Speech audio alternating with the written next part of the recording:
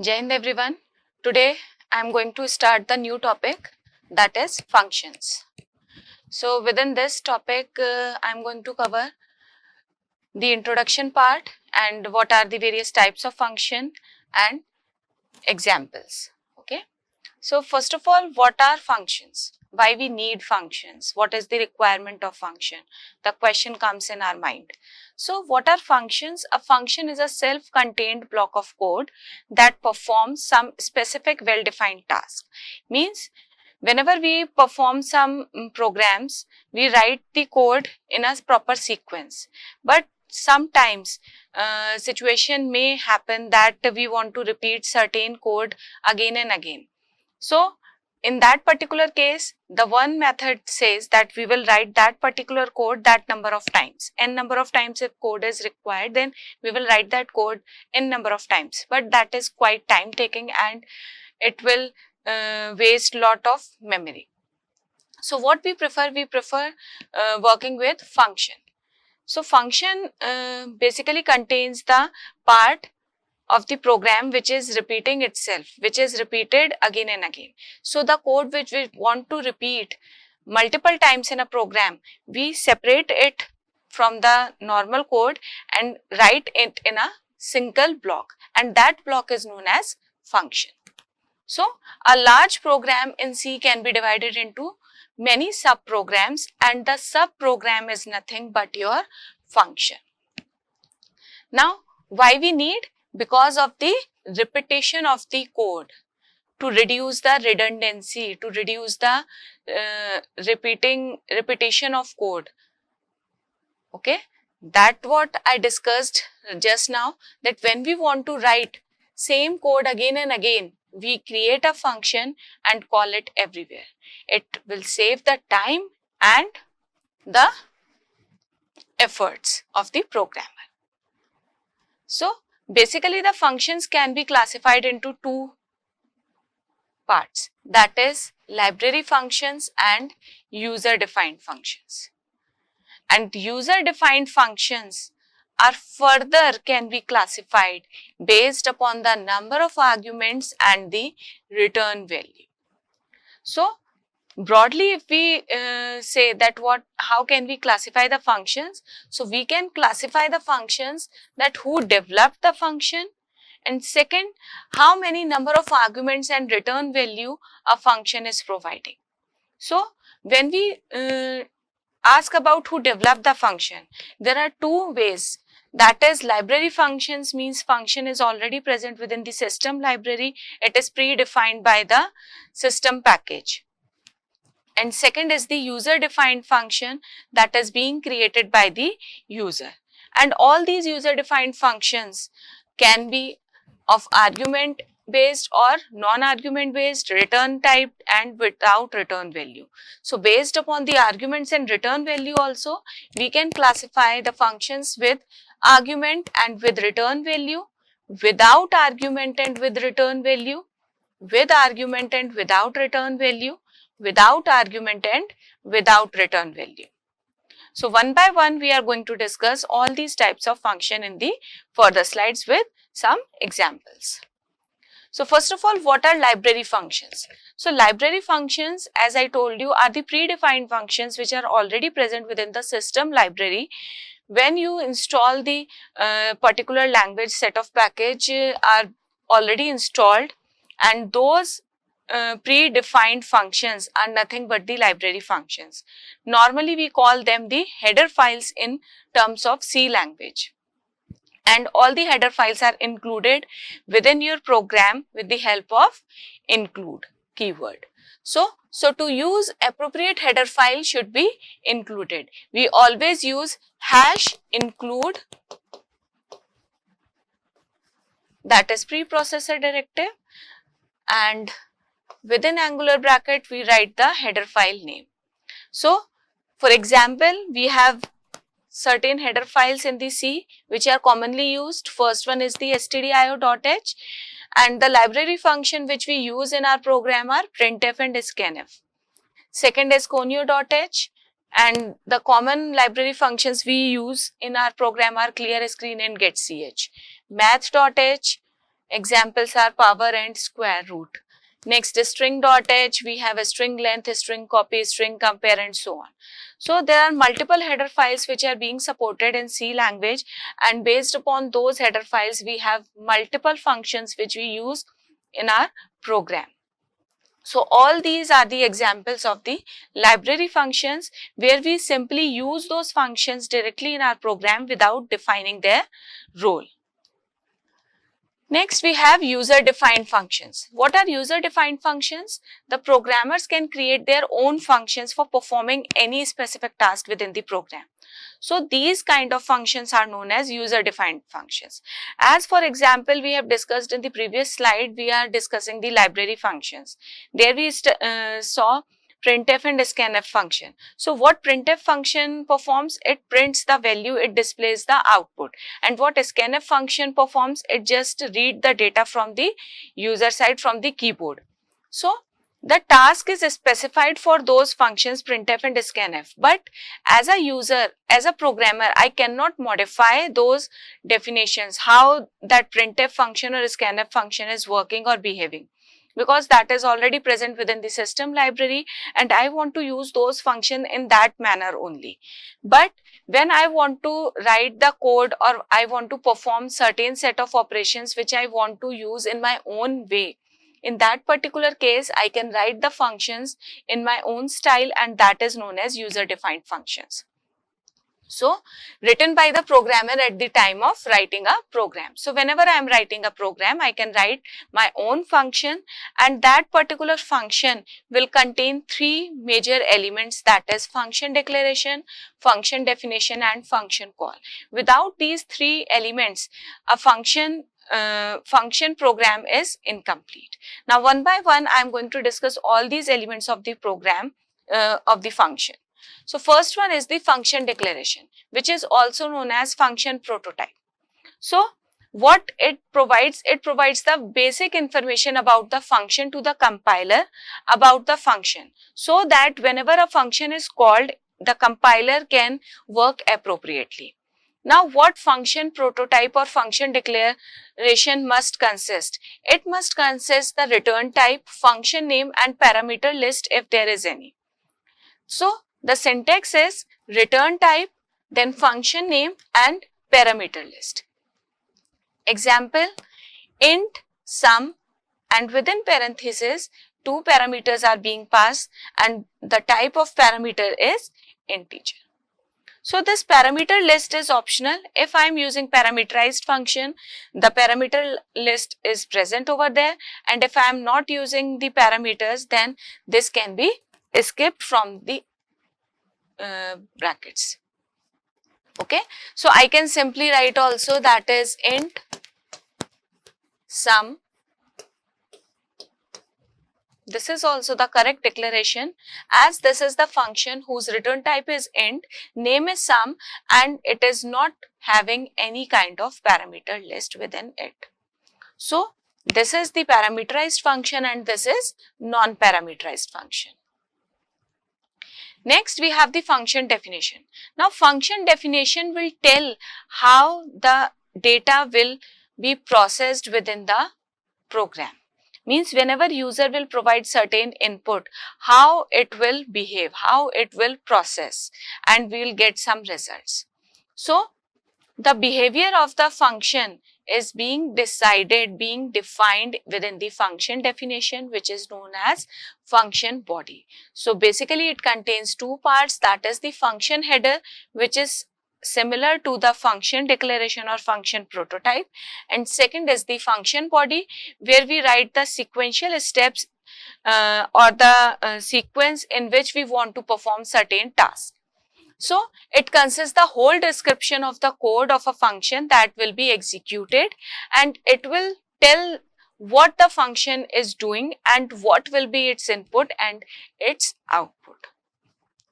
So the major parts are function header and function body. Now, how to write this function header? That is return type, function name and parameter list, and within curly braces we will write the body of function. Example, what I just told you, that function header, this is what? Function header, and this is function body. So function header is exactly similar to your function prototype. So in the previous example, where I have taken the function declaration as int sum int comma int, I have taken this declaration. So you can see here also the declaration and the function header are same. Return type is int, function name is sum, and two parameters a and b are passed, and data type of a and b is int only, because it is being declared in the function declaration step. So function header must be similar to the function declaration. Now within the body of the function, I will write the sequence of steps in which manner I want to use these variables or parameters. So here I have taken one variable s of type integer, and the operation which is being performed is a plus b. So s is equals to a plus b, and after that return s. What this return statement will do? It will return the result back to the place where the function has been called. So this is the function body. Now function call, how to call a function. So whenever a function is declared and it is after its definition, a function can be called anywhere within the program. Generally we use function calls within the main functions, because main function is only function which is being responsible for execution of the program, and your calling function, your user defined function must be called within main only. So to use a function, we will have to call that function, and a function is called by its name followed by arguments inside parenthesis and then followed by semicolon. Means syntax is function name and in bracket parameter list if there is any. If there is no parameter list, then these parentheses will be empty, as I have discussed in the previous example also. So what will the example here? That is sum x comma y. So this is the function call where name of the function is same what we have declared and defined, and the parameters are two, that is x and y, and the type of parameters must be of integer, as we have defined in the declaration step that these parameters are of type integer. Next, it is the function that calls another function. A function will call another function. Okay, so parameter passed in the calling function to the another function is known as actual parameter or actual argument. Means what I have written here, sum x comma y, are the actual parameters, are the actual values, because this statement is responsible for calling a function. So these are the actual values on which I have to work. So parameters passed in the calling function to the another function being called is known as actual parameter or actual argument. Whereas the called function, within the called function, what is the called function? Called function is the sum only, but the parameters which are received by the called function from the calling function are known as formal parameters or formal arguments. Means the parameters, that is a and b, which are being defined along with the function header followed by function body, are the formal parameters, because on those variables we are working. And what are actual parameters? Those are the parameters which are being called, due to which a function is being called. And what are formal parameters? The parameters on which we are actually working. So we will discuss it with some example in further slides. So next is the return statement, that is the third part. Okay, so return statement. The return statement is used for immediate exit from the called function to the calling function. Means the ultimate motive can be achieved when we return back to the calling place. Means when one function call another function, means whenever there is a function call, the control will jump over to the function definition and the function definition will start executing. Now what after that? We have to return back to the actual code, actual path or the sequence which we are following. So we have to go back to the called place. So for that we use return statement. So there are two ways we can simply return or we can simply return along with the expression. So it will return value to the calling function. Now we will discuss, we have discussed all the three major components or elements of the function, that is the return type, second is the function declaration, function definition and return.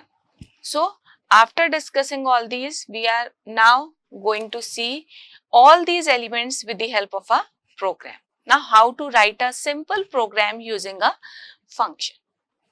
So let us start with the addition of two numbers.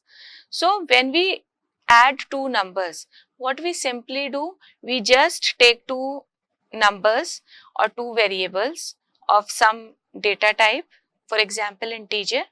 Next, we perform addition operation and store the result in the third variable and print that third variable, which will give us the addition of two numbers. So when we are writing the same program using function, what we will do, we will simply create a function named as add. Here I have taken a function name add. So return type of add is int and parameters used in the function are two parameters and both the parameters are of type int only. So now when I write the main function, same I have written int abs, that is two variables are taken a and b for input and s for the result. Now take two numbers. With the help of printf statement, I have written enter two numbers and then with the help of scanf function, I have taken input from the user in a and b. Now here comes the function call. This is what? This is your function call. S is equals to add a comma b. So what I have written? S is equals to add a comma b. So as soon as this statement will be executed, the control will jump to the function body. It will skip the rest of the code and it will directly jump to the function body. So here it is written int add int x comma int y, that is the function adder.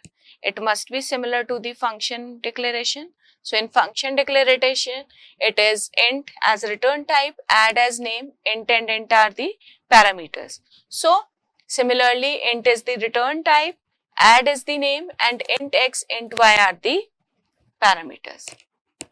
Next thing, a and b are calling the function this.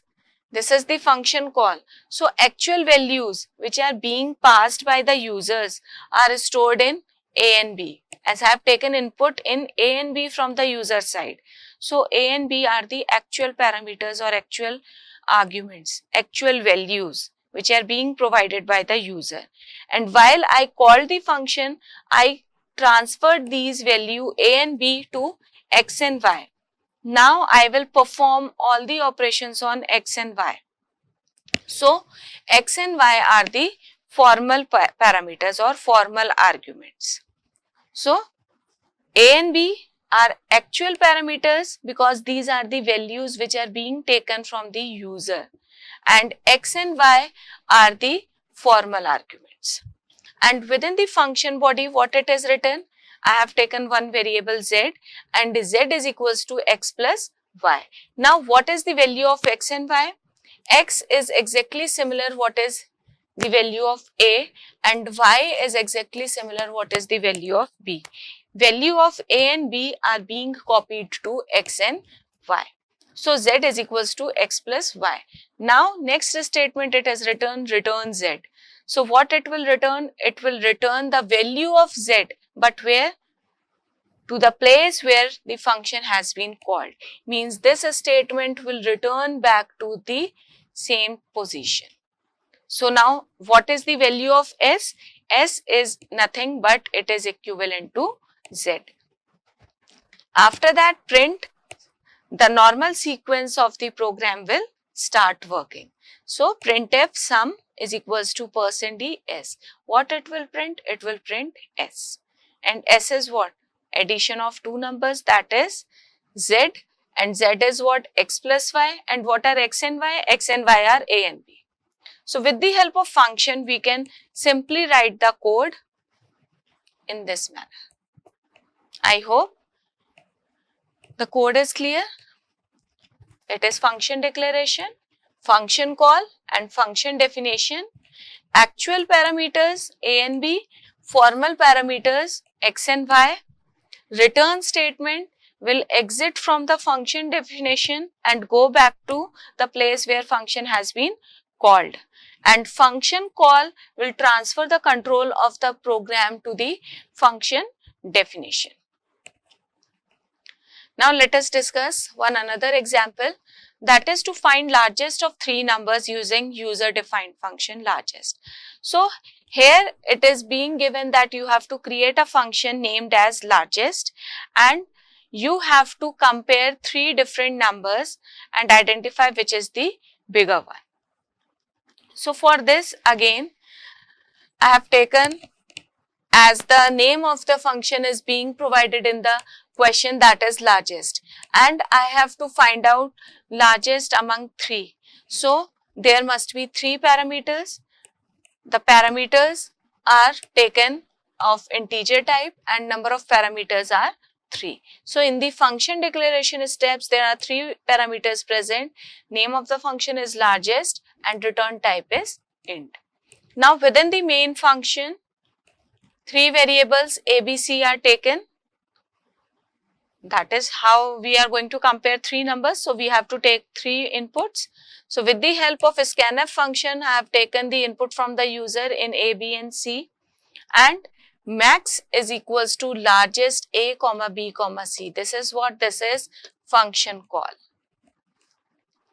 A, B, C are actual parameters, and as this function call will come, control will go to the function definition, and here it is written largest int x, int y, int z, that is similar to the function declaration, means this is the correct function we have reached.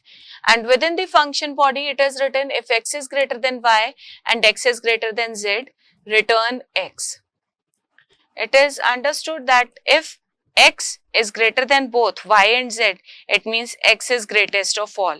So what it will do, it will return back to the function call. But if this statement is false, what it will do? It means x is not greater than y and z, means now either y is greater or z is greater. So else if y is greater than z, if this is true, return y. Now y will be returned.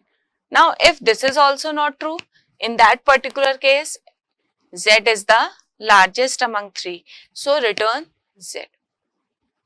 So whatever condition will become true, as per that condition value is returned to the function, and whatever return statement is being executed, control will return back to the called place, and max will be equivalent to that value.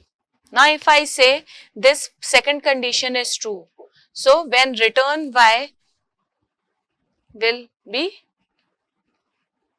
responsible for exiting from the function definition. So what is the value of max? Value of max will be y, and after that print the value of max.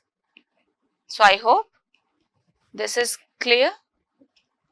Next, we will discuss one another example to calculate the factorial of a number. this is very much important program as point of view of exams. In AKTU, factorial function is asked most of the times.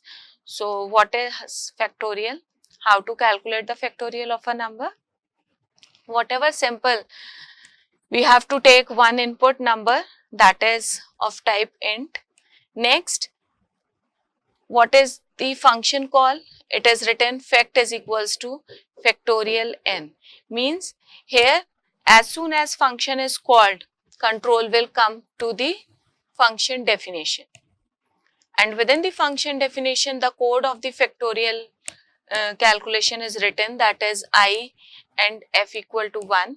And for I equal to 1, I is less than equal to n I plus plus, f is equals to f into I. That will multiply the numbers from those. So for example, if I have taken the number 5, here n is 5 and that value is being passed here. And now with the help of this loop and this equation, we will have the result 1 into 2 into 3 into 4 into 5. And value will be 120, which is being stored in f. After that, return f, which means it will return back to the called place, and fact, the variable fact will be having the value which is being stored in f, that is nothing but 120. So 120 is being stored in fact, and after that factorial of 5 is equal to 120. We have printed n and fact. N is 5 and fact is 120. We will get the result. So here the function declaration, next is the function call, and third is the function definition. Actual parameter is n and formal parameter is also n. So it is not necessary that you always take for actual parameter and formal parameter as different variables. You can take same variables also. It is up to your choice and requirement of the programming that how you want to utilize certain variables. So I hope the concept of function is being clear. In the further lectures, we will further explore more types of functions, how these arguments of parameters can be controlled based upon the actual parameters and formal parameters. So these are some of the references which I have taken. Thank you so much.